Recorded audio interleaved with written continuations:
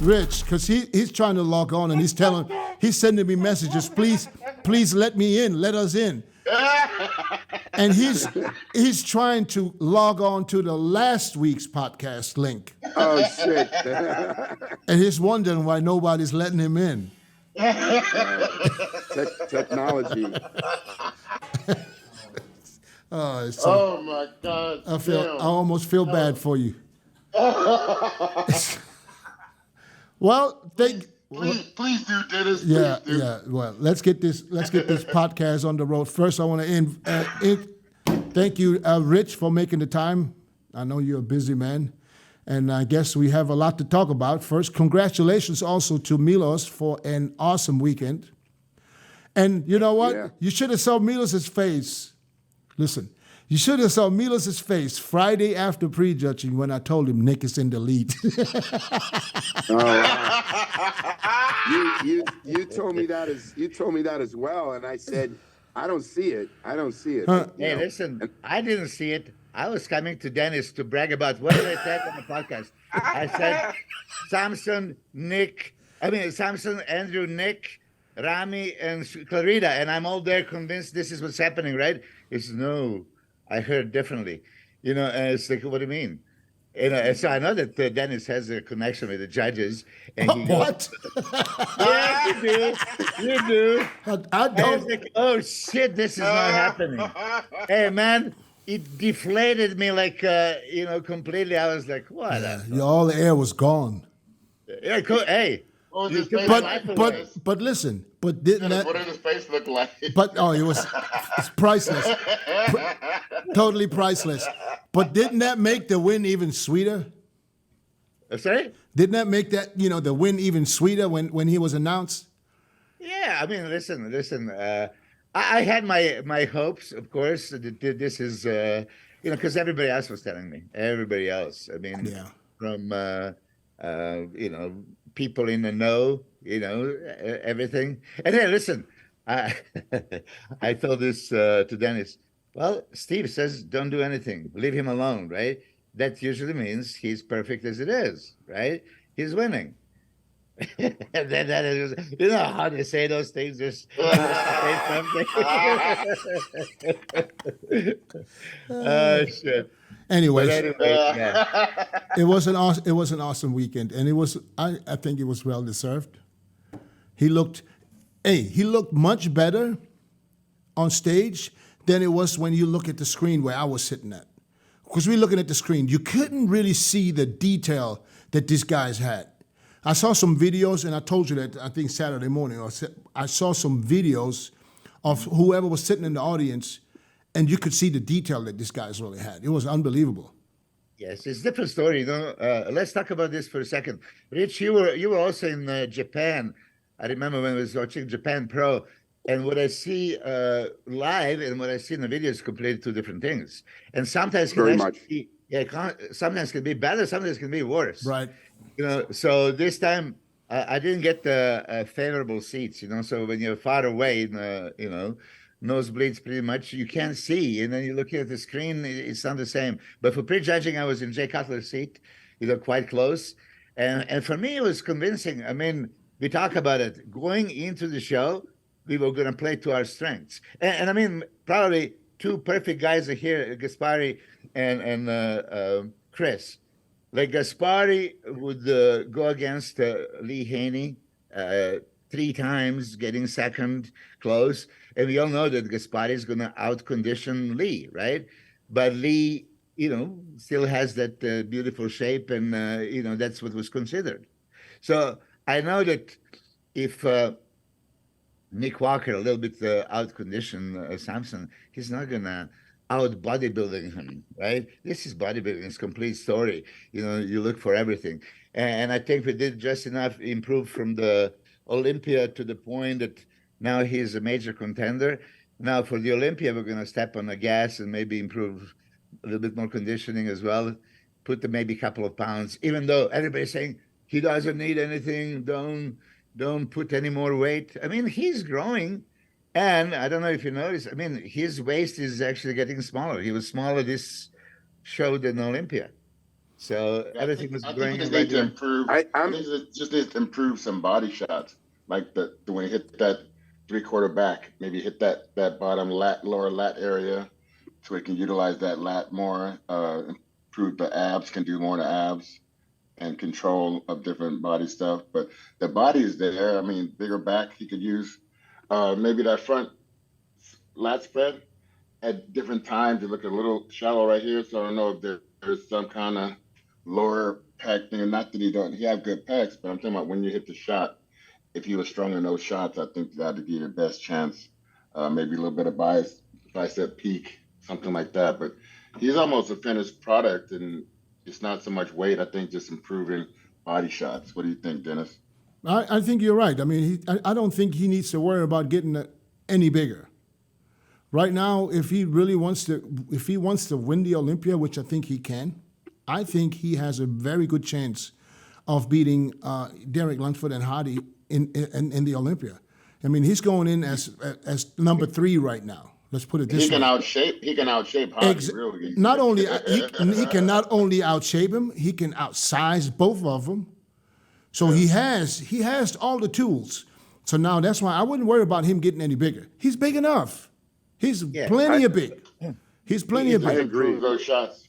Yeah. Put it this way, it's not like even trying that was not a necessity, but his body is growing. I think when you look at that frame, you can see that there's still more, as Chris said, more room for a back, more like real estate available. So, I know, but don't you think that there's a good chance of, if you're trying to add some more weight, that you not bring in the condition that you need to bring when you go against Hardy? I mean, I'm going to tell you this because you guys are all coaches and Rich, you were competing. So imagine after the Olympia, right? I gave him a couple of weeks completely off, because he needed it desperately. Then you have like less than 8 weeks to prepare. So you would assume, condition, low carbs. No, we didn't do the low carbs. We did 3 high carb days, with my protocols, and 3 low carb days, and low carb days with 200 range. But I was looking at him because he was lean for the Olympia. It's not like now, dig deep. I'm sure that Nick Walker, Nick Walker was going, okay, crazy conditioning. And what does that mean? That means suffer. And there was a point when you're looking at Nick going to the show, you can see, lean, peeled, all that stuff, but he started losing the volume. Mm-hmm. Yeah. His legs. Because tell me Chris, hold on. No, I was gonna ask this to Rich. Okay. I'm gonna ask this to Rich. I was gonna say, Rich, how would you attack his next step as far as going for the title? And also, the second question is, do you think going lean like Nick did, do you think that, because there's intramuscular fat that keeps the size of the muscle, so you see it, you know what I mean? Yeah, so I posted something showing Hadi's back. You saw I got like almost 4,000 comments because I posted a picture of Dorian Yates, his back, and I had a picture of Hadi Chopin, and I had a lot of haters saying, you're jealous, and I'm just showing, like 30 years ago, how someone could be in more condition than today's bodybuilders. From the front, Hadi looks amazing. He's got dense muscle, but from the back, he's holding water or whatever he's doing with his back. And when I saw, Samson coming 6th, I said, man, that's a guy to watch out. Both Andrew Jack and Samson, I thought was a guy to watch out for. Now, I'm a Nick Walker fan. He's from Jersey. That's one of the reasons I'm a Nick Walker fan. But, he came to me because of that post, and I saw him before the show at the Meet the Pros, and he goes, I lost 10 pounds. And you're going to see, Rich, I'm going to be shredded. So when I saw him on stage, what you said is absolutely right. He looked shallow. He didn't look more ripped. He lost 10 pounds for that show. Maybe he lost that intermuscular fat. He didn't have density in the muscle. And when he stood next to Samson had that dense, hard muscle that you haven't seen in a long time in competitors, like since, Ronnie Coleman and, when Phil Heath was at his best. And it's good to see that. And that's why when I looked at it, I said, man, hands down, Samson was better. And I predicted, you know, I mean, Sean Clarita, maybe he's just too small, even though he's not small. He's very big for a guy short. He had the most hardest body on stage, but I guess it just, when you're going against a lot bigger guys, it's hard to win. But what you're saying is, I don't know what Samson has to do. Maybe, I think he needs to improve a couple poses. I agree with the front lat spread. That needs to be improved. Something with that. He looks shallow, but he's not because he's so thick. You know, also he could improve his back, but he had a great back. I mean, overall, you know, Milos put that shot of him next to Lee Haney to show the structure.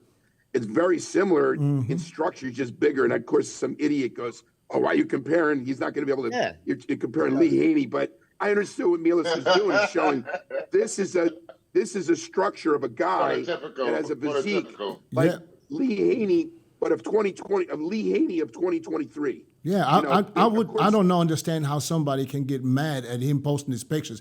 Milos is not trying to compare Samson to Lee Haney. No. What Milos was trying to do is just trying to show, here, this is bodybuilding. Did you see the caption? Yes. It's only one word, #bodybuilding. #bodybuilding for everybody. I mean, this is what I want bodybuilding direction to go. I mean, let's understand that. I mean, but you see, I love Nick. I respect it. And Nick can still win the Olympia on the merits of how Dorian won or Jay Cutler, right? So there is going to be always that freak factor that can, you know, just out-impress the judges and say, okay. But don't you think, anybody thinks that Nick could only win the Olympia now if these other guys, some of these guys are off, conditioning-wise? Yeah, probably. Listen, yeah, I would favor #bodybuilding. I mean, it was for me. It was this. I mean, and this was awesome that the judges put these guys together and they mixed them up a little bit, because you can see at one time in one call out where Nick is standing in the center and he's got Andrew jacked and Samson on both sides. So this is where you could really see how big of a difference this is, not only height-wise, but even size. Nick was, in my opinion, on Friday, he was flat, especially in the chest, upper chest area. He looked a little, not as full as he normally is. So, and his legs looked a little more straight up and down. So it almost looked, when he did the front double biceps, it almost looked like his legs were a little bit undersized, you know, compared to his upper body, okay? It's not almost. It's not almost. That'd be nice. Milos, we don't have to dog anybody. No, we're not dogging it. I mean, but I'm going to tell him. Okay, but I'm saying this is probably most likely because it wasn't that dominant before, because he was flat. He lost. I think if he would have looked the way he did look at the Olympia, he would have probably had a better chance of beating Samson, because, you know, looking at the score sheets, it was never even close. Yeah, looking at the score sheets, it's you know, so it's not like lights out, slam dunk, all this victory. It was close. I mean, there was the argument for all three guys, right? I know, but when you look at the score sheets, he had first place votes. Yes, and that's what I mean by saying it wasn't close, even though it was great competition. Judges, I guess, consider everything. You know, that I go back and forth with this, and Bob Chicolo said, they're judging everything, Maybe they're paying a little bit more attention and shapes, symmetry, proportions, balance, right? You could say when Nick was there next to Andrew and Samson, that was apparent. So for sure, he could not contest them in symmetry, proportion, balance department. And then they go to muscularity, right? And I mean, Nick, I think, has to go for his strengths. Freak, mutant, you know, out-muscle people. His condition was the best. Could he sacrifice condition a little bit, like Honey Rainbow sacrificed a little bit of Hadi Chupans, you know, to achieve that bigger look? And yeah, it's still great condition. Not as good as 2021, but hey, 2021, he didn't win. So for me, going with Samson and everybody, what are you guys saying? You know, condition, drier, you know. We did absolutely minimal things. As far as diet, he didn't suffer. Ask him if he goes on one of the podcasts. He didn't suffer. He said, look, we're so close here. Let's just tune in, okay?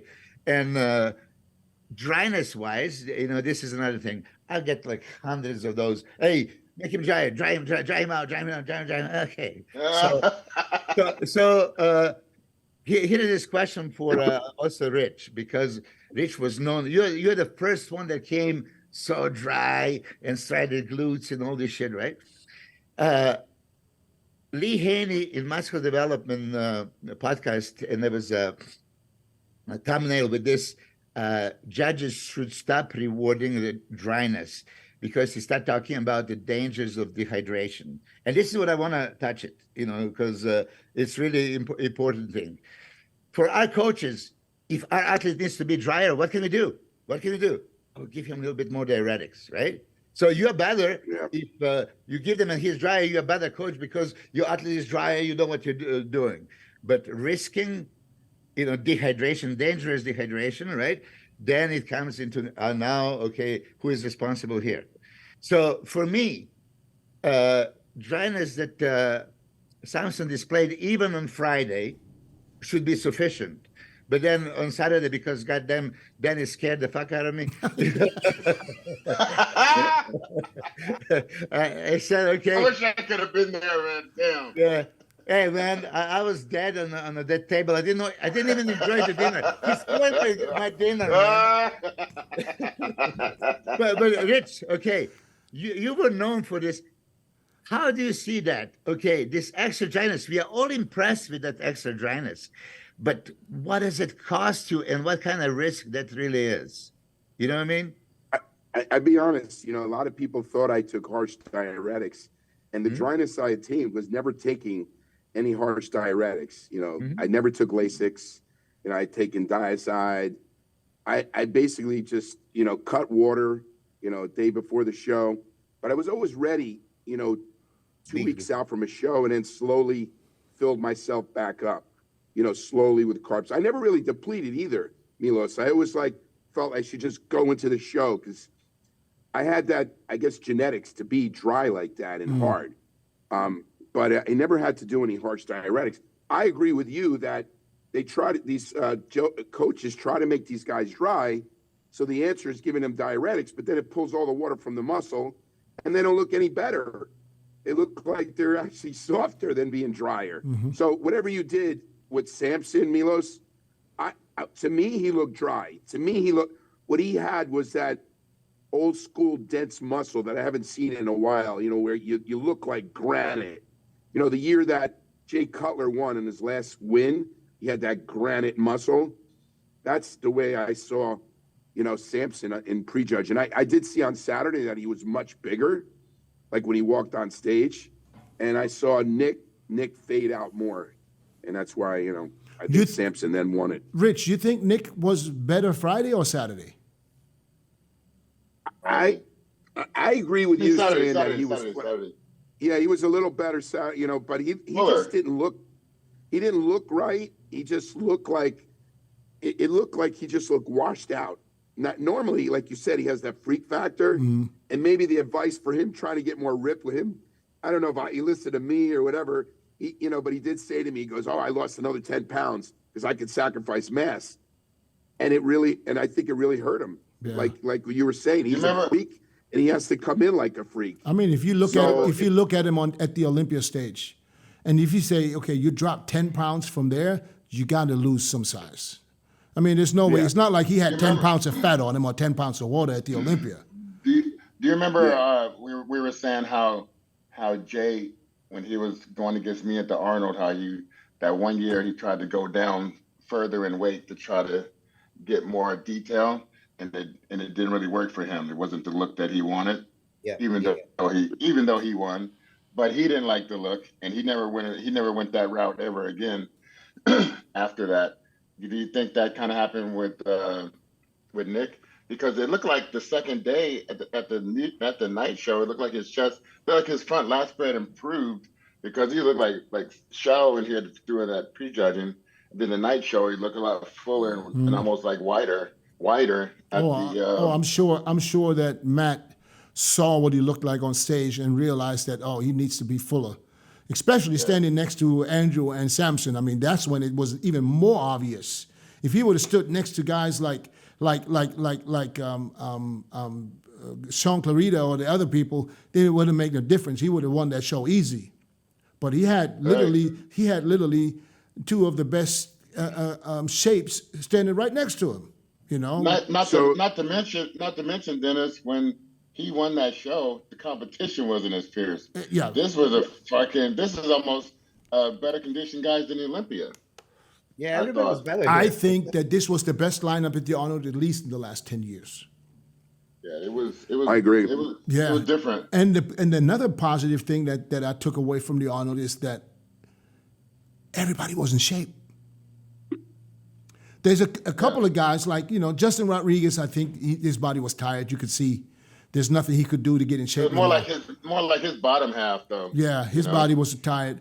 But other than that, everybody was in shape. So it's not like, you know, because usually we predict when people come in and on point, and we'll never see that happen. It's always one or two guys that really nail it and the rest is all off. But this time I got to say they all were in shape. And we all had Sean Clarita around 5th every time we did a top 5. Yeah. Because let's say for Sean Clarita, yes, we have to imagine in our heads what would it be if he would be 6 foot, right? But he's not. Yeah. So you have to judge him for what he is, right? So if he was, there would be a different story. But it's 120-pound difference between him and 3 guys on the stage: Big Ramy, Samson, and Andrew. It's 120 pounds. So pound for pound and all this stuff. Yes, but that's not enough. And I hope. I mean, we all love Sean, and it was all enigma. What the judge is going to do? But judges did the right thing. And I think that this showed that he should stay in the 212. Yeah. It's just like if the guys are on, there's no way he can beat him. And this is not because he's not a better bodybuilder, because he has a complete physique. It's just size-wise, it's not possible for him to go past these guys. So, go ahead, do you Rich. think it's the end of the freak? You think it's the end of the freak factor? Because I thought Big Ramy was probably in his best shape in that show. I was just going to get to that. Yeah. What do you guys think? I just think the legs are just too damn big to even look like. Okay. But Chris, okay. His legs are too. His legs. His legs been too big since he first stepped on any IFBB Pro stage. It's not like this is something new. Yeah. Okay, let's say about dug out. Let's say if they were dug out. If they were dug out, it would have been a different story. Are you saying his legs were softer than it was at the Olympia when he won in 21? I'm not saying that. I'm not saying they that. were. I'm just saying they were saying soft. if they were dug out. If you look, like, I know they could be. I know. Milos, I've seen full-on striations. I've seen full-on striations from this guy in his legs. Okay, Milos, I'm talking about the Olympia 21, not 2020. Hold on a second. Yeah, okay. I thought no, not 21. But even that, that, they wasn't happy. They wasn't happy with that look, though, right? But he won the Olympia. I don't care if you're happy or not. if you put win it that way. But I'm just saying, if he came in there with all those striations in his quad showing, he would have smoked people, I think. Okay, but let's talk about Ramy here real quick. Did he? I mean, he improved. I thought I was happy that he looked really good up there. Yeah, and listen, and this is what he looked like leading up to the Olympia. It's not something that I didn't see from him before. I saw this the whole time he was here, So, but now he brought it, and I guess he was heavy. I think he was. The back double was better. He was over 300 pounds. This shows that, because we always, Rich just disappeared. We always tell people, everybody says, he needs to come in lighter. He needs to come in lighter. For Ramy to come in too light, just doesn't make him look like Ramy anymore. Right. So he has to be anywhere from 290 plus in condition to be like a big Ramy. If he comes in lighter, because listen, 2021 at the finals, he was 279. Really? Yeah. Come on, man. I can tell you exactly. 2020, when he won his first Olympia, he was 292 for prejudging and 286 or 87 for the finals. In 21, he didn't. This one right here? In 21, he didn't train until fucking end of June. So his weight never really went up to where it usually is, like 340s. So he came in at 280 in the low 280s for Friday and 279 on Saturday. He was a monster. I hugged him at the meet and greet, and that size was like, Jesus Christ. I mean, he looked humongous. Yeah, he was 306. Yeah, probably, you know, If you he, can see every pound of it. if he can build that back this way, that would be a devastating Ramy. All right, Rich. He can build that back. Rich. Sorry about that. Yeah, turn the phone. Put this you sideways right now. Oh, here we go. I'm trying to. Oh, here, that's it. Now you're there. What happens in I'm in Florida and it's super hot here in my phone. Oh. Super hot. Lucky you, right?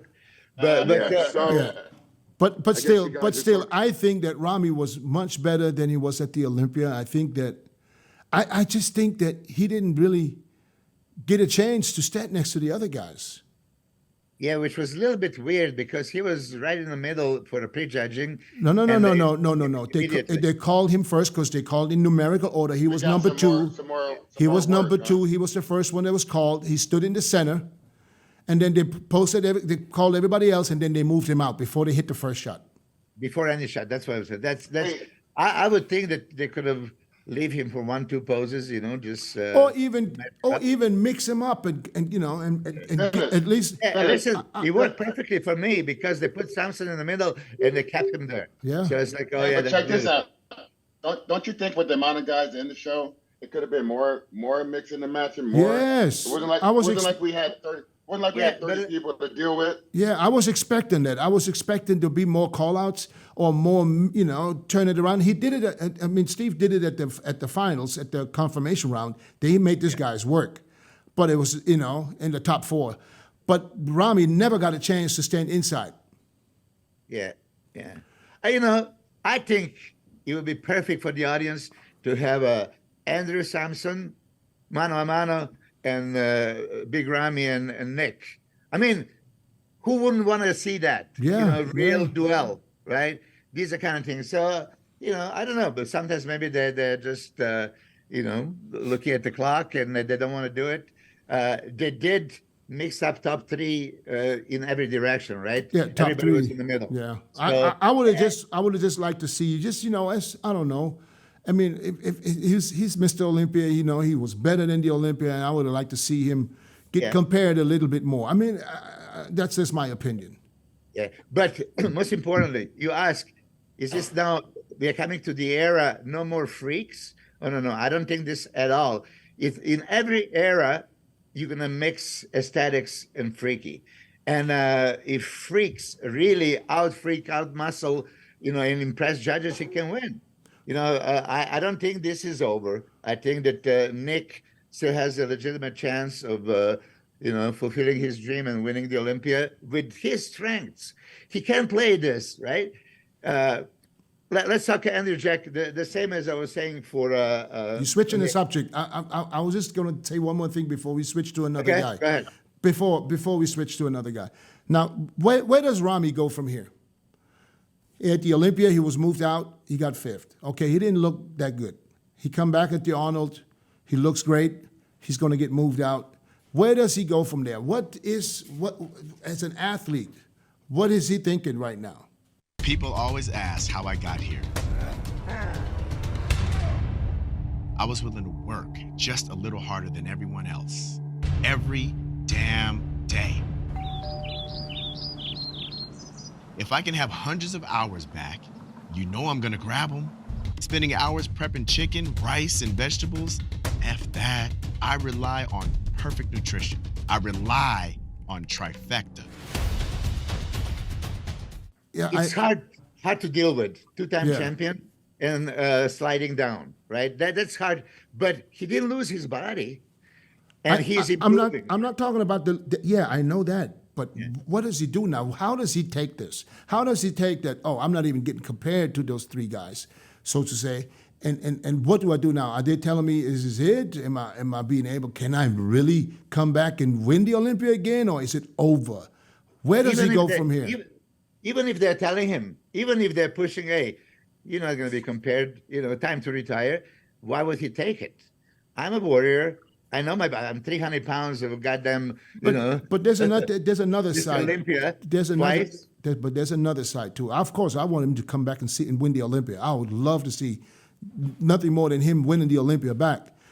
But there's another side of him that's maybe this is what I'm thinking. This is just my opinion. That might be thinking, oh, maybe this is it. Maybe I won't be able. They won't be able to give me a chance to, or I can't win the Olympia anymore. Should I do everything that I have to do in order to even compete again, or is it time for me to retire? I would improve my body and come back fighting. That's what I would do. Yeah, Yeah, nobody Improve my, determines improve my, when I'm going to improve my retire but me. backside. I think the same. I think the same. Come He's with still some, he's come only with some new weapons. Rich. What do you think, Rich? I definitely think he does. He has to come back with more drastic improvements. Like I felt that he had better condition in this show than the Olympia, way better. But he still has, I don't know, when you're compared to like really aesthetic physiques like Andrew Jack and Samson, I don't know. I even me, I was one because of conditioning and trying to be freaky. You're still going to look at those other guys and you're going to say like, wow, those are just better bodies. And, someone like Samson is not only, I saw some of the comparisons, he's big too. He's like, he doesn't look small next to Big Ramy. He looked big, but just better lines when you look him on stage. So can he have a shot? I still believe he can. I was talking to like Steve Weinberger and he goes, I go to, you think there's a reign of Olympia that can win like 8 times or 7 times? And he goes, I don't think so. He goes, I think it's going to be more, 1 or 2 wins, and then another guy's going to win. I mean, this is what he's saying, but who knows? Is there going to be a guy who's going to dominate the sport? Maybe it is a Samson, coming in better and better and better. But I mean, a lot of the judges are saying there's not going to be this, like you say, this one guy who they can't touch, like when Ronnie Coleman was reigning, or like when Phil Heath was reigning. So I'll tell you what I think, though. First of all, I want Ramy to continue, give it another shot, because he's got now until November, which is another, 8 months for him to make the necessary improvement. But start from right now. Don't go off and eat whatever you want and hang out and do this. And start right now, because this is something you got to start right away. But I say this. There's one guy that stood out to me, and if he puts on 10 to 15 more pounds, well distributed all over his body, maybe a little bit more in the hamstrings, Andrew Jack. Andrew Jack, in my opinion, could be one of the guys that could dominate for quite some time. I think he does. Yeah. He does look phenomenal. I agree. I agree. So he was way better conditioned than the Olympia. He lost 10 pounds also. So if he can get these 10 pounds that he'll have to lose to bring that condition, if he can gain those 10 pounds on his frame, he's going to be so dangerous. He is super dangerous. He has everything. Structurally, he is wider than Samson, right? But you could see when they move, right? So we were using stringy or lengthy and the terms like this, right? You could see there is no substance, there is no that much meat, especially hamstring from the side, the thickness, but structure. Oh my God! Yeah, but now add 10 pounds on that structure. Yes, but going into the show, I know that Chris, maybe you were seeing him and you said like, conditioning. I knew in an 8-week period, if you try to get somebody in a much better condition, you're going to sacrifice the size. That is just like no brainer. So I know with 6'2", if he sacrifices this, he even gets peeled out of his mind, he's going to lose that wow factor. Wow factor that we saw the first time he competed in Texas. Like, whoa. Yeah, but now, but Milos, he plays top 3. So he moved up in spots a lot. He passed Ramy, so he moved up a lot. Now, let him come back to the Olympia with 10 more pounds. I know. I love his physique. So they will see a drastic improvement again from the Arnold, which can catapult him up into the top 3 at the Olympia. He's a super danger. He's a potential Olympia winner. Jake Cutler, said right away, his Olympia ticket all over his body. I mean, he has what it takes. He's going to be interesting. I mean, two Nigerians going, imagine being a 1 and 2, right? Which is quite possible. Yeah. So the only thing I'm going to tell you, I think that Samson has at least a year or a couple of years ahead of him, that he has so much more substance and meat, that Andrew's going to have to build to be really competitive and compared, even though some people saw him winning, right? And some judge actually saw him above Nick Walker at the prejudging, right? It was not crystal clear. And even if one of the professional judges that know what they're doing saw you better than Nick Walker, top 3 in the world, then you know how good you are. So I'm a huge fan of Andrew Jack. I love the guy. I love his physique. And yeah, he's right there in the mix. He's going to be super hard to beat. Chris, go ahead. Yeah, I mean, I feel the same way. Just look at him close up, for a while now. I think you take some criticism, what they saw here at this show, and put that to work for in the future. But it seemed like he's ready. If he's willing to leave home, do the uncomfortable things it takes to get ready and get better in the show or for a competition, then I could see him improving. And sky's the limit. You just got to do it now. You can't wait. Can't sleep on it. Can't sit back thinking it's just going to happen just because you go to the gym. No, you got to put forth the effort. Richie did the same thing. He went to California to try to improve himself. And I just think sometimes that's necessary. And I think the times that, a lot of bodybuilders, including myself, thinking, it's going to happen, it's going to take time, whatever. But you got to do the things that's going to make you a little uncomfortable sometimes. Yeah, well, we all know. A lot of us, or Chris, you definitely know, Rich does know what it feels like to play second in a show. Yeah. So if you would have, if Nick would call you today, Rich, and ask you for advice, what would you tell him? I'd say, go in what you're famous for, go into what you were best at, don't listen to anyone, even including myself. I thought that if he got leaner, that he would get better. But like we said, he just looked flatter and he just didn't have that freak factor. And I agree with Milos, a champion can win on being freaky. Say, Samson comes in flat or Jack comes in wrong or Hadi, you can give it to Nick and he can win the Olympia. So it's really anybody's show on that top 5 guys.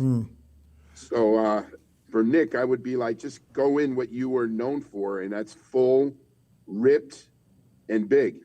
Yeah, I mean, we saw the lineup, and we've seen, and we can all agree that, nobody's worried about Hadi being off when it comes to condition at the Olympia this year.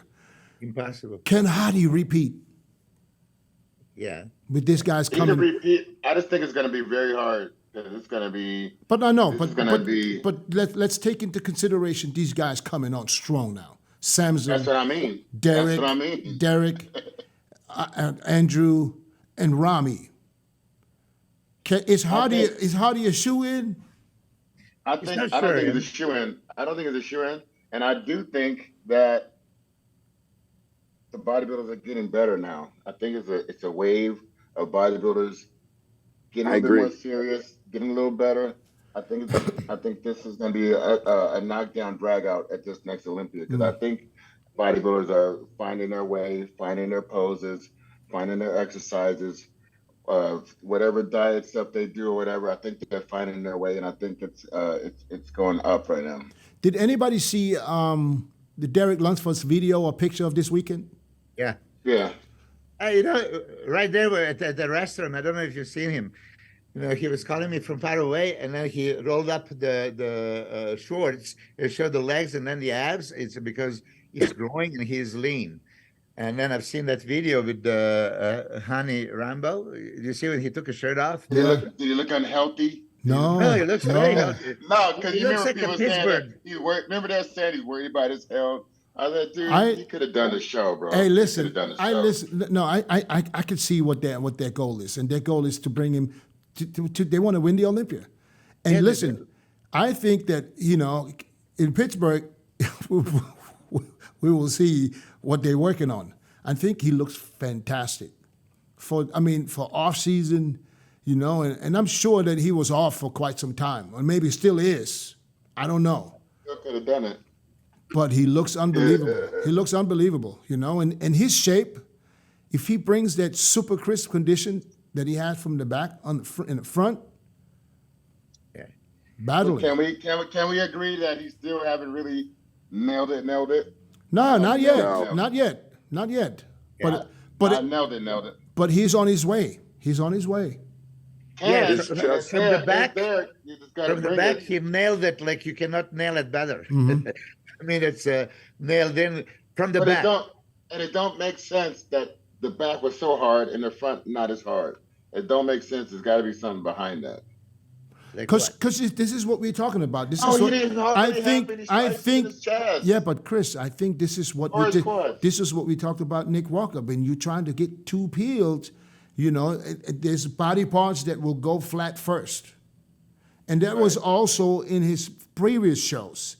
He was always better from the back than he was from the front. Why? Because I think his chest flattened out.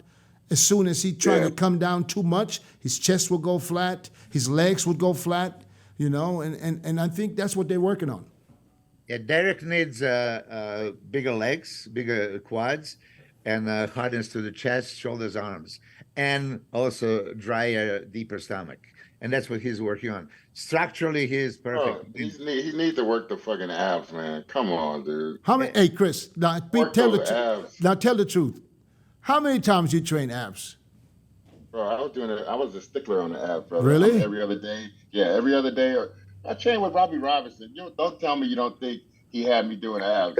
Damn, Robbie's a workhorse, dog. We did abs every other day. Sometimes in the year I do it every day in the year leading up to a show, or every other day. But I was on the abs, brother. I thought you. I always thought you wanted them genetically gifted abzillas. I never train abs. I never train abs, and I had some good abs. I was gonna ask you that. But don't you think it'll make a difference though, Rich? It'll make a difference. I would do abs, but only because people say you got to do some abs. I do the last 4 or 5 weeks from a show, but I always had deep, I had deep abs. And for me, I felt I always had to try to make my waist small. So I felt like if I exercised my stomach, it would, get thick in the oblique area. So I was very careful in training abs. It's just what you're doing. As long as you're not doing TikToks, you're fine. If you're doing twists or something like that, you're fine. Even Milos, even the short time I work with Milos had me doing heavy oblique work, coming down from you remember that, Milos? High pulley cable crunches. There was hanging leg raises and cable crunches, and then a set of left elbow, right knee, right elbow.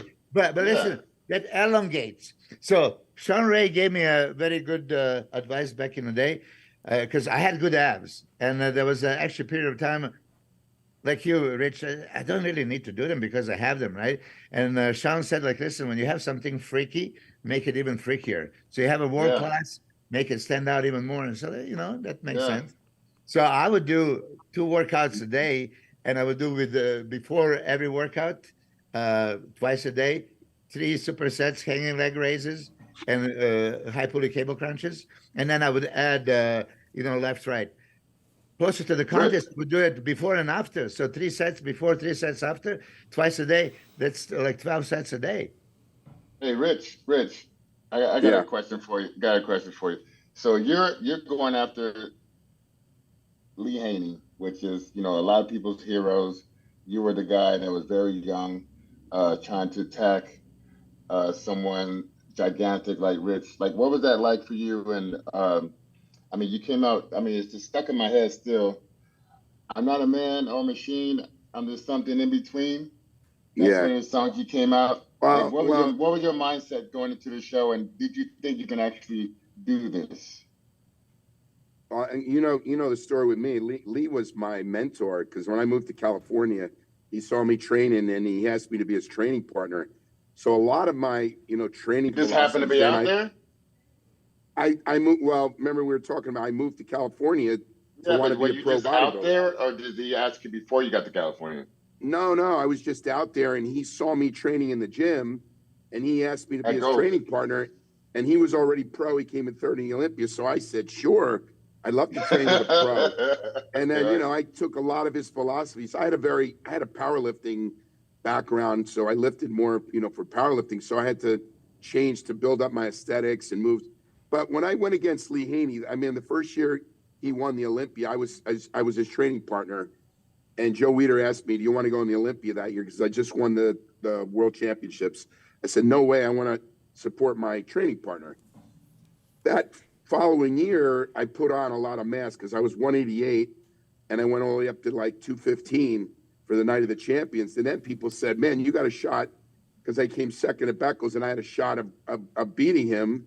And now I had a shot to being the guy who can beat Lee Haney. And I never even thought I had a shot of beating Lee Haney, because for me, he was just so much, I hate to say, well, he was better. He had a wider structure, a smaller waist, a thicker back. But I said, you know what, I got to beat him my way. And I always tell Lee, because, for me, he's like my big brother. I said, "Lee, if you're off, I'm going to beat you, because I'm going to be in condition. So I'm going to go after you to be the best that Rich Gaspari can be. Maybe I can't be, your perfect structure, but if you're off, I still got a shot at beating you." So he called me Rich the Itch, because he knew I'd be in that show. I'd be in that show being my best that I could be. And, it's funny. If you look at when I went into the show, one year I came in more ripped. One year I came in bigger. I changed how I looked constantly to try to figure out how to beat Lee Haney. But it was all about how great I could be, in competing in that show. And then I kind of just said, you know what? I'll go in the best that I can be. And whatever that is what the judges decide. I'd like to switch subjects real quick, just for a couple of minutes. I was, like I said, I was doing the broadcastings. I was up in the booth, and from there straight to the room. I didn't go to no expo or anything like this. So I want to know what happened with the Shawn Ray, Chet Nichols, and Dominic Nichols situation. Who's got some inside information? Because I know, I know there was some altercation at the meet and greets. Okay, I was, let me tell you, I could not be closer. I was taking pictures with Sean Clarita. And as I'm taking pictures, actually, I don't even know if my wife ever took the picture, because I was just about to take a picture. Here comes the Chad, and I hear him yelling, "Hey, Sean, we need to talk later." No, as a matter of fact, we need to talk now. And I was like, oh shit. No right? cameras? You didn't turn the video on, nothing? Yeah. So here it is. I asked Sean about it. He gave me some words too. I got to Hold on, Milos, go ahead, finish yours first. Yeah. So it's like, oh shit, this is happening, and they're pushing him on the side, right? So They pushed Sean onto the side? Yeah, to the side all the way. So whatever Sean Clarita is, if you didn't go to the meet and greet, he was all the way to the back and in the middle. So they push him on the side. They physically pushed him. Yeah. Oh, wow. They pushed him, and I mean, there was contact. There was no punching, but there was like pushing and shoving, right? And so I didn't see exactly what it is. Somebody got in between them and they separated them, but I know there was something going on. And then Sean texted me message, "Hey, they jumped me," and say, "I seen it." Nobody has it on the camera. But next day, Chad's son, Dominic, Dominic, he came to me and showed me the video that, he went there. I mean, they're just, sick and tired of hearing these kind of accusations, which is very, very bad, right? And he just says, don't talk about my dad anymore. And I saw the video. It's all over the internet. Yeah. I mean, it kind of looked like that. It kind of looked like somebody knew this was going to happen and videoed it. Oh yeah, no. This second day, that was probably staged. See, here is because nobody had the video from the day before. I'm sure that this is why they want to capture that video. So he says, here is make sure you taped it. It's of course it's staged. Okay, so what happened at the meet and greet? So they got him in the corner. Yeah, I mean, you cannot. You don't talk to Sean. I didn't find out the detail, but I've seen there was 30, 45 seconds of commotion, you know. And I mean, So why would it continue the next day then? yeah, because Because the sun went up. The sun went up to. they them. wanted to push him out, you know, behind their closed doors, and he didn't want to come out. Of course. Of Why course would- not. Why would he? Yeah, exactly. What? Why would he? Okay, so Chris, you said something. He texted you. Well, I hit up Shawn and he was like, I said, hey man, you know, do you want anything to say about what happened? I said, we're gonna be talking about it. So you want to tell me like your side? And he just said that Chad, you know, was looking at him and just rolled up on him and said, hey, let's go outside and talk. And he said, I can hear you just fine. And he said, well, you know, he was taking photos with fans and everything. And he just like kind of like got like real close, like almost like a chest bump type close. And he said, dude, do you want to go to jail tonight? And, Oh, Shawn said that to Chad. yeah. Do you want to go to jail tonight? And then like his son was like, no one likes you. And Shawn is like, and I said, Shawn said, and everyone likes you. And then he said, Chad said, let's go outside and talk. He said, I could hear you just fine, bro. You want to go to jail tonight? And Ramy gets blown off stage. You don't want that, trust me. And You he want to said, you want to go to jail tonight, and Ramy? What does Ramy have to do with that because situation? Ramy, he need him to coach Yeah, he needs a coach for the Friday night. for the show. So he was saying that, and Ramy gets blown off stage, and I guess Aaron Banks got in between them, and That was did Aaron. you see Aaron Banks? He said Aaron Banks got in between them, and then they kind of separated and then went their own So separate is ways. it about Shawn talking about how Chad Had blood on his is hands. coaching people and that dying. they could die? Yeah. It's not like coaching people. It's like Chad is killing people. That's kind of trying to what he's trying to say. Yeah. Yeah. Listen, this has been going on for how many years now? 20? 25 least. years? So, you At know, least since the 90s, since the late 90s, so right? how much longer I mean, listen, if this is Shawn's opinion, that's fine. But how many years you want to drag that shit out? And he keeps saying it. you gave his son 20 years of growing up, or 19, or how old is Dominic? 19? 19, I think. Yeah. So you gave it 19. This should have been something that would have been done 19 years ago. So now, of course, listen, I'm trying to go into Dominic's body. Like, if somebody would talk about my dad continuously like this, I would probably do the same thing. I would just probably wouldn't talk. I would probably just put hands on him. You know, I'll be honest. I wouldn't talk. I would probably put hands on him. But, you know, it's so easy to just let this shit go and just stop. You know what I'm saying? If you want to talk about coaches, why he continuously picks on Chad. There's other coaches that killing people, supposedly.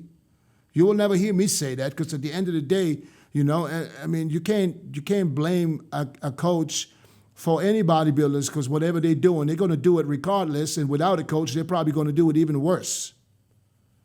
And Shawn was doing it himself. I mean, after all, we were never disqualified. Yeah. He was disqualified and his Arnold Classic victory was taken away. So proof that he was taking the same thing that he's accusing, you know, coaches telling other guys to take. As much as I hate seeing stuff like this happen in you know, at meet and greets and at expos, you know, I hate to see stuff like this, you know, but you know, it was going to happen sooner or later. And I'm glad nothing happened, really, physically, no punches were thrown, because this is, I mean, it's a ticking time bomb, I think, you know, and I don't know if Shawn takes this serious, or if he, you know, knowing Shawn, I mean, Shawn probably don't even care, to be honest, you know, he might not even stop. Yeah, He might have went after old Chad. I don't know. Chad's so much bigger than him, man. I don't even know, man. I don't know. I mean, it's not worth. It's not worth for Shawn to be fighting. Let's say at this age, Hell no. Yeah. You don't even want to fall down at this age. You don't want to. Hey, you don't even want to twist too fast, because that shit fucking back out, hamstring torn. Oh, Yeah, you have to watch when you sneeze. true. Hey, but I want to get back because we have a Rich here, and Yeah. Rich, I mean, we all idolized you back in the day. You just said it from '84 when you were first junior national champion, right? '83, and then nationals '84. But nationals already qualified you to be a pro, but you went to the world championship anyway. I remember seeing the pictures. I was in Yugoslavia, and you were. The second place is that Josef Grolmus or something. Josef, Like, he's yeah, the guy. from Germany. I remember those pictures, and like, oh, Rich beat this guy. Like, oh, this guy looked humongous, but you beat him on a crazy conditioning, right? And then '85, you were training with Lee Haney, right? No, actually, '83, I went into the nationals and came in 5th place as a heavyweight. Yeah. And what happened was Ed Connors offered me a job to work at a Gold's Gym in the Valley, and then it was near the Weider offices. So I said, let me take the job so I could be near Weider. And that's where I started training at the Gold's Gym. I started training as a manager in the Gold's Gym in Reseda, and that's where I met Lee Haney. I remember that. So I came in 5th in the Nationals against Rory Littemeyer. First of all, Bob Paris won. Rory Littemeyer was 2nd. Mike Christian was 3rd. What was his name? The one who went against Lee Haney. Mendenhall. Matt Mendenhall. Matt Mendenhall came 4th, and I came 5th. Yeah. And that was a hard lineup of heavyweights. Yeah. And I was just told, like, go down to light heavyweight because I was shorter. I was like 205 in that show. So I dropped down. I was going to drop down only 198, but I ended up dropping down more because I carb depleted, ended up being 188, but still was enough, enough to win the show. And like you said, I was I actually had better conditioning and aesthetics than Romulus was just a really big guy. But I did win the Nationals in '84. I won it in New Orleans. And from there, that brought me to the World Championships, which then I won that against Romulus. How far apart? How far? It was about 2 weeks apart. So I got a little, I ended up carbing up more, and I ended up gaining, I was like 192 for the light heavyweights, I won from the 188 that I won my classes in the Nationals. From there, I knew that I was just so depleted that if I could just fill out, I can make myself a good pro. And that's what happened. I went in, the show was in October, and I won the Mr. Universe. In May, I went from 192, I competed at 215. So I looked like a totally different bodybuilder from that light heavyweight in a short period of time. But all it was filling up my body with glycogen. I still had the same hardness and ripness, but I was just fuller. What did you fill up with? I just slowly started increasing. Remember, I had 8 months to fill out, and I just started eating more, like keeping my condition, and was training heavier, and it just slowly started filling out. I just think I was so over depleted that my body just sucked in, the food, be it protein or complex carbs. I was always a strict dieter, brown rice, sweet potatoes, fish, chicken. Yeah, I remember you eating pasta for a couple of weeks out from the Olympia. I would eat gluten-free pasta. I learned about not eating anything with gluten because I felt like I read a lot about gluten, how it can make you hold water. So I cut out all gluten. And then I found out about the Bowls pasta that was gluten-free. So I put that into my, carbohydrate arsenal. But I would eat that maybe once a day. Most of my carbs were sweet potatoes, rice, oatmeal. You diet down, train hard, and supplement smart for months. When the time comes to step on stage, don't leave your tan to chance. Go with the pros. Pro Tan. #1 worldwide since 1987 and the official sponsor of the Olympia for the last 15 years. Don't step on stage without it. Pro Tan. What was the heaviest? What was the heaviest you ever competed in at the Olympia? Your heaviest stage weight? In '87, I tried to beat Lee Haney on size, and I was 223 in the '87 Olympia, which everyone said was like my biggest, and some people say it was my best. And then I dropped back down in the '88, back down to like I was like 209 in the weigh-ins, and I weighed maybe 212, 214. In the show. Chris and I watched you, right? You were at that show in LA. I watched '88 Olympia live. But I grew up 2 hours away from there, so I'd watch everything that Rich did. I mean, from the hair slicked back, but it was like, yeah, nice thick full hair and shit. I remember you had that yellow tank top, that Ghost Gym tank top. I drove 2 hours just to buy that fucking same tank top.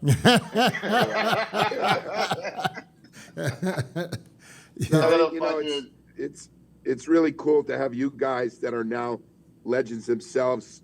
I hear Dorian Yates, who tells me like, it was you that got me to log in, because everything I did was through a log, and what I ate and how I looked and how I felt, and I hear guys like Jay Cutler who says this, same thing. You motivated me. So it is really cool to see guys like you that are, champions and legends themselves. Here are all the fucking every day, right? And I had it for 12 years, but I lost most of it. It's not a lot of pages for 30 years of bodybuilding. Jesus Christ, yeah, I do. But Rich, I mean, you came, with a storm. I mean, you were that young kid, like Italian stallion, goddamn, shit.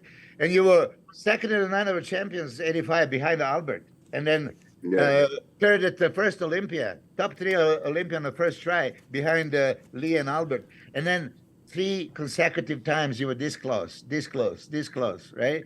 Yeah. And I watched you, of course, '88 then, and I know that '89. Let's talk about Arnold Classic because that just happened. You were the first, champion, and in that lineup, I mean, there was a deep lineup.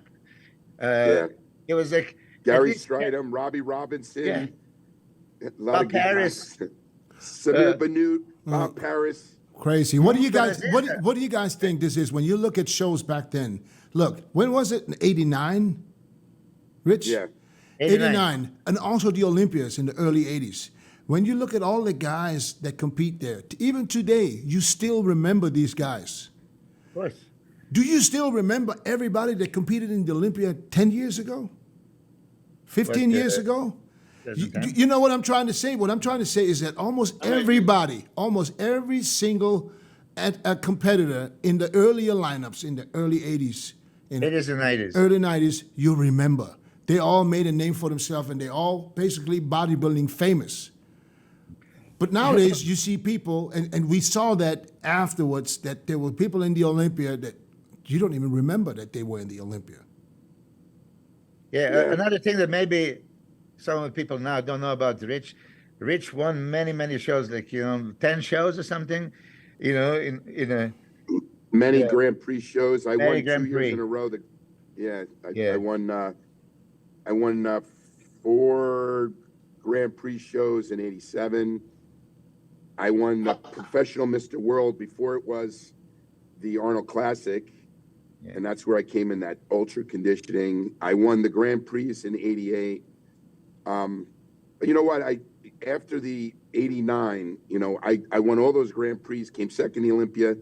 I was burnt out, and I don't know if you know, like in that '89 Olympia, I tore my pec.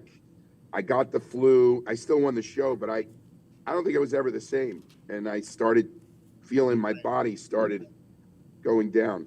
Well, how old were you?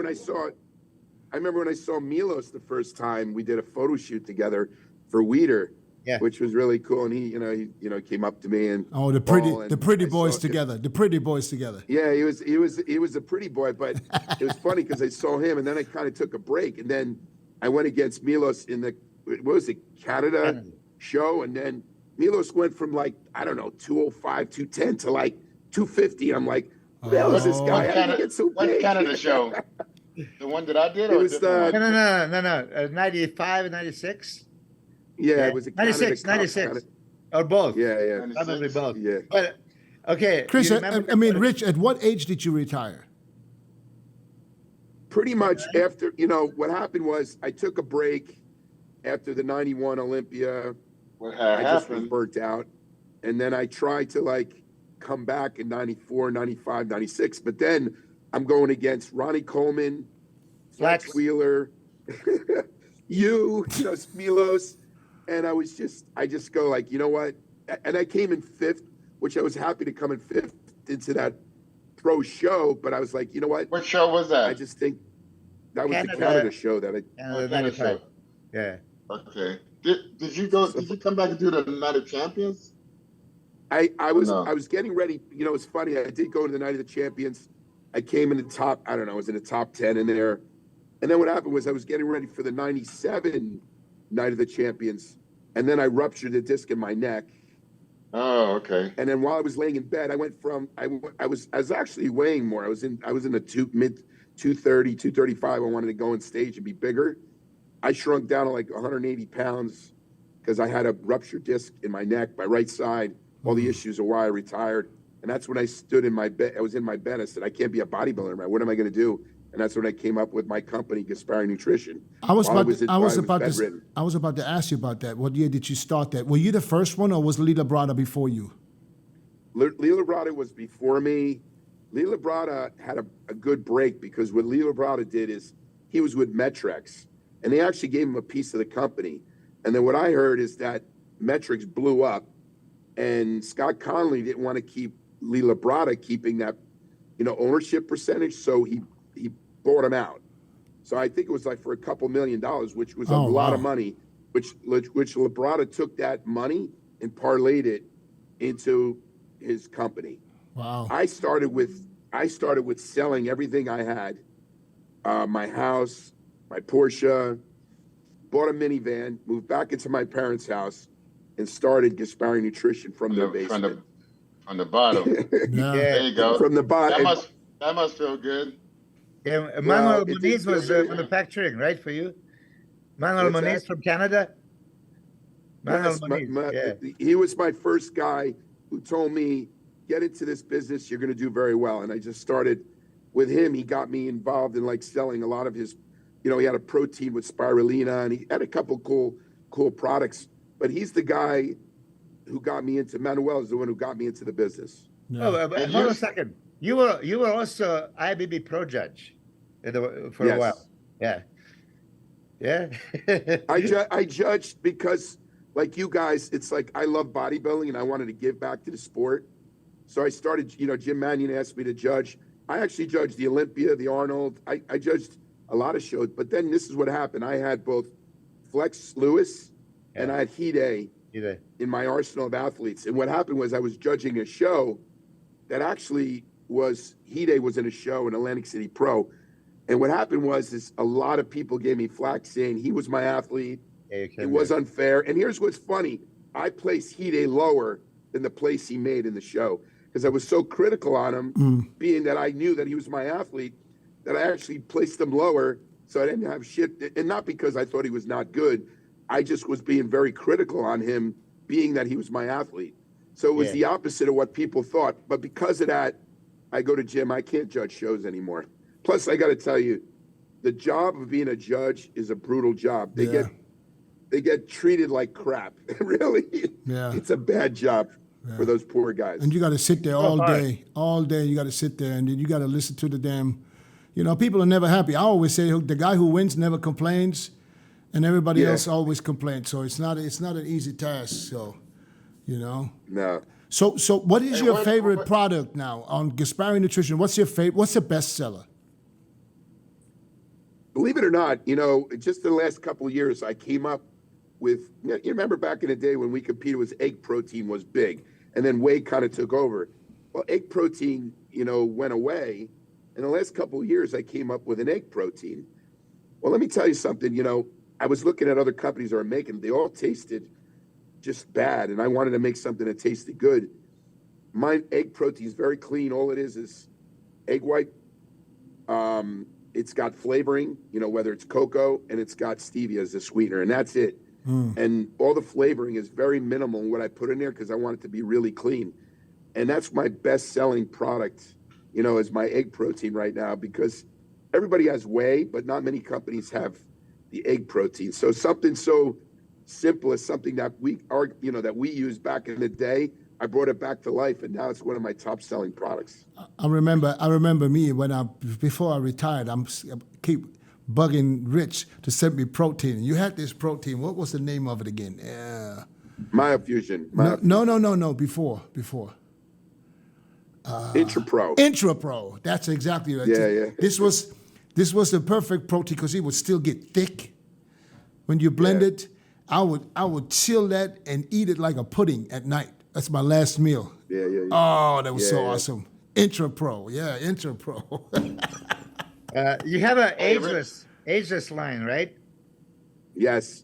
Rich? So, of course, I was, when I came up with GASPARI Nutrition, because I was an athlete and wanted to come up with a line. Well, once I got into my 50s and my mid-50s, I said, man, I'm suffering from all these ailments that other guys suffer from. Pain, like you were talking about earlier about, getting hurt, brain fog. I came up with products for my prostate, heart health. I don't know if you guys know, last year I had a stent put in my heart. I felt great, but I did a total, and I tell everybody in the audience, anyone past 50, go see a cardiologist and not just get everything done, get a stress test. I did a nuclear stress test. I did what's called a C-score, and I found that I had plaque buildup and one of my arteries were 70% blocked. So I had a stent put in. I've been on medication. I feel great now, but I'm really watching that very carefully. But this line is more for, like I said, for people that are getting older and what their needs are. So that's why I came up with the line. Talking about that, you're talking about the calcium score, right? So, yeah. Yes. So you said you didn't feel anything, and you just went for a checkup and found out. The only reason I went to go check my heart because I saw all these bodybuilders. When I saw Mountain Dog die, I saw the Mr. Olympia, die. Shawn Roden, yeah. Yes, Shawn Roden, and he was in his, 47. I was how old was I? Like 57, 50. I was like, you know what? I'm just going to do a checkup. And when they went in, they did the calcium score, and it was through the roof. I think it was like 0 to 700. Mine was like 900. It was really high. And I actually called Palumbo. I said, what can I do? And I went, and when they went in, they found out, like I said, one of my arteries, luckily only one of my arteries to my heart was 70% blocked, which I had a stent put in. And I feel great now. And I go checkups all the time. But I tell people, as you get older, the 3 things you should check that can be very preventative are check your heart with a cardiologist, check your prostate, and make sure you do what's the chest the test up your butt, the the colonoscopy. Colonoscopy. Colonoscopy. Yeah. No, not the finger, Chris. Not the finger. We go. Chris said, I don't want to. Hey, I don't want to sound racist, but I'd rather have an Asian guy. No, I did. This is the old-fashioned way. I'm kidding. So Rich, let me ask you about your prostate thing, because I have BPH. It's an enlarged prostate. Is that something that would help? Well, if you use like a really pure saw palmetto will lower DHT. I mean, you could take, I take dutasteride as well, for lowering DHT. When DHT levels are too high, it makes you go bald, it makes your prostate grow. Bald? So who are you talking about? See, I still got my hair, but I don't know why. I have the same thing. I have enlarged prostate. And yeah, it will help. I got to send you a bottle. It's not like it doesn't really bother me. I was just, diagnosed by doing ultrasounds and doing all kind of crazy stuff where they saw. So I went to a urologist and I don't even know why I said yes, because he said, yeah, I want to go in with the camera, but he's not going in the ass. He's going through through the sausage into the bladder to look at I did all that, Oh my God. But he just, I don't know for what reason, because my PSA was 0.4. So there's no prostate cancer, you know, and that's strictly, he just wanted to, I think he just wanted to go in and have fun with me. I guess so. You know, my dad died of prostate cancer. So I check my prostate every 6 months. Yeah. You know, and of course, urologist would say, like, because you take steroids. I mean, I'm on TRT, even with whatever I had with heart. If you're on the right amount of testosterone for our age, I'm not taking it to compete, Right. but just to feel good. My total testosterone, my free testosterone were all at normal levels, and I feel great. Yeah. What is your TRT? My level is 600. My testosterone is 600. Mine is I'm 330. at, you know, I'm at 480, believe it or not, and I can get a little higher, but my free testosterone is over like 65%. So he goes, that's why you feel good. Yeah. But the testosterone is also a reason for the prostate to enlarge. That's what they say. Yeah. You look like you doing. There's are a you lot doing of some- clinics they're giving testosterone to prostate cancer patients. You know, so I know a guy with prostate cancer. They told him to stop the testosterone immediately. there is do the research. Yeah, there is debates, but how much TRT are you taking? I'm curious, Rich. Me? Yeah. I do. It's 200 mg, and it's got propionate, enanthate, and cypionate. 25 mgs of propionate, 75 of enanthate, and 100 of cypionate. I take that 0.4, in the cc's. Yeah. I do it twice a day, every 3 and 4 Twice a days week. in a 7-day period. Twice a week in a 7-day period. Yeah, so 150, 160 milligrams. Yeah, that's what it Yeah, takes. that's it, and that's all I take. Yeah, that's sufficient. Yeah. what about you, Dennis? How much you take? Who, me? 50 Look, mi- I've been holding my tongue all No, all I have nothing to hide. all podcast long. 100 Wait, 100 milligram, Sure. 100 milligram twice a week. this shirt right here is holding on for dear life. Who? Now, what shit? You've been doing, man? Stop What you been it! doing, Stop it! man? No, no. I trust me. You look bigger than I saw you 2 days ago. He's just stupid. 100 milligram twice a week, and to be perfectly honest, I forget one shot a week. It's just too much for me. I just can't. I just don't get it done. I get it. On average, I get 100 milligrams a week. Okay. Shit. I'm gonna give me some rub on, some kind of cream or some shit. I told Hey. you guys that there's this injection in Germany that you can get. I don't know why they don't have it in the States. It's called Nebido. Did we talk about it last time? Yeah. They have it in the States. They yeah. do? It's 1,000 milligram. Yes. It's 1,000 milligram, 3 months injection. Yeah. Oh Well, shit! For 3 months, you make once a month, and then you make it. Have you? Huh? Hey, have you ever took? I remember one time. I was use with the in- guys.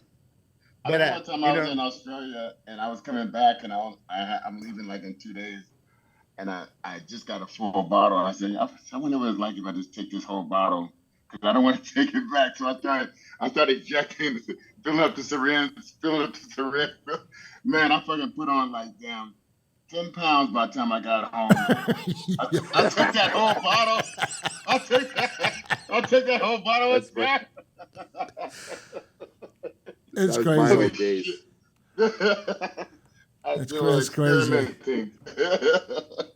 Hey, one more question for me. One of my fanboy questions I want to know. Rich, you've been around. Did you guys hang out, you and Haney, when you're training partners? Did you go to eat together? Did you guys share stories or war stories or information or anything like that? And Listen, was he as witty on camera as he is off camera, like when you two alone? Lee Haney, like I told you, first of all, he's a very spiritual guy. When I moved to California, I was living there on my own. I had an apartment. Well, I ran out of money. I was getting ready for the Nationals. I ran out of money. He took me in. I lived with him and Shirley. So he gave me this room on the side that I lived in. I lived on the couch in this room, in a small apartment. So I can't say anything like, if it wasn't for him, maybe I wasn't going to win the Nationals in the universe that year. And, we'd eat together. I knew his protocol, what he did for, the show. the guy who's like helping him was Fred Hatfield. I remember in the Olympian, I'd be listening in what he's doing, find out what he's doing. But because that year he wanted to really win the Olympic. He came in third. He really wanted to win that Olympia, which he won hands down. But yeah, I did everything with him. We ate, we had, we were really good together as training partners, because even though I was this kid and I was like learning from him, I had such intensity that some days he didn't want to train, and I'd be, I guess you don't want to win, and I get a call like, Oh yeah. I guess you don't want to win. Yeah, I have many books of Hatfield, but did you find out what was the protocol? Because Fred Hatfield was a fucking genius. Can you share it with us? I would like to know. Wasn't there a squat Listen, named after Hatfield? Yeah, I mean, And a he was squat like bar? 1,000 pounds. And a squat bar? yeah. That guy was a genius, Yes. and a super powerlifter. Yeah. So what was the protocol? Oh no, Rich, come on, share with us that protocol. Yeah. That's Lee Haney's protocol. Who doesn't want to know? Unfortunately, even though we were training partners, he didn't tell me the protocol. He wouldn't let me know. He knew better than that. He knew better than that. He said, Oh yeah, yeah. for sure. So it's kind of Yeah, like Chris. Chris would never give his protocol either. He would just keep it. He wouldn't tell nobody.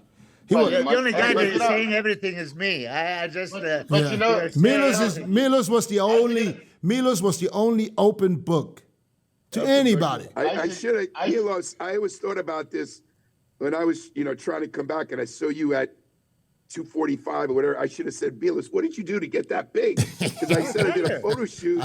He went from 20, I don't know, we were about the same weight, 210, 215 to like 250. He went. You remember that photo shoot? Who was the photographer? Because that was Joe Weider was there, and I tell you, Yeah, Joe Weider talking was to there. Rich on the side, and you were in shape, but you were not in a super contest shape. But then the No. second you move under the lights, how he set it up, like holy shit! I mean, it was a Yeah. different person. It was like 50% better from outside of the lights into the lights. Yeah, I agree. I remember Yeah, that very well. I can't remember who that photographer was, but Yeah, there was a long time video photographer. He was always backstage at Olympia. Yeah. As soon as you walk off the stage, you go there. But I forgot the name. Shit. Well, but Chris, here is the book, right? yeah, I And, got it.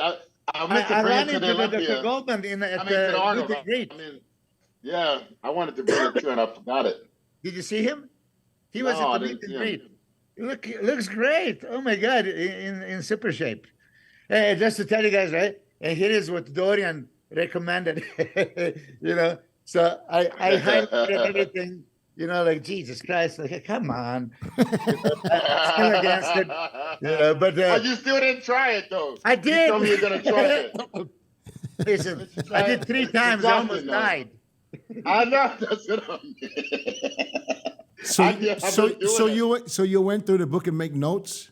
Yeah, of course. Well, notes. What are the notes for? To Just to outline. I mean, listen, it's commercialized, obviously. What is going to be next one? I'm going to make a 45-second workout yeah. because I want to be better. It's a nonsense. Come on, you do believe that? But I just want to say that for a Hatfield, did you ever meet him, Rich? yeah, I trained in the same gym with him. I see him all the time. I wrote some booklets, and he helped co-author or co-write the books.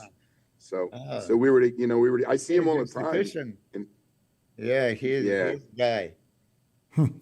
Well, all right, guys. I do know one thing that, when you say it about protocol, I know that was the first time I heard about GH.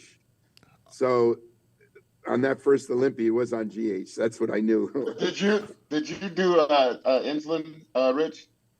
No, I didn't know anything about insulin, and I couldn't afford GH. But Lee was for that Olympia. That's one of the things. But it wasn't the GH that we have today. Back then, it was the rhesus monkey.